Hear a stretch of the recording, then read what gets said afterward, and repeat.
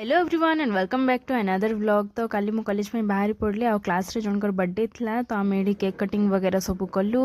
आम सब खाईकिना बाहर पड़लु ग्राउंड जावाई कहीं काली मैच थिला फाइनल मैच। तो मैच देखला पर आम पलि आसलु घर को आसिक फ्रेश हो गली।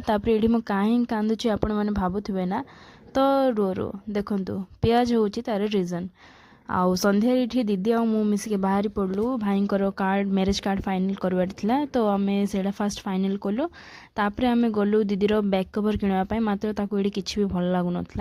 तापर आम गलु टे कौन स्नैक्स किणाकिणी करने से किणिकी आसला देखलु बहुत ठंडा होता ना। तो ये मुझे गोटे डोकुरे कपड़ा पकईकि कुकुर पिला सब रखीदेली आ साइड रखीदेली को।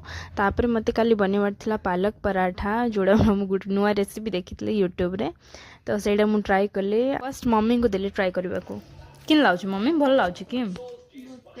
Thank you for watching.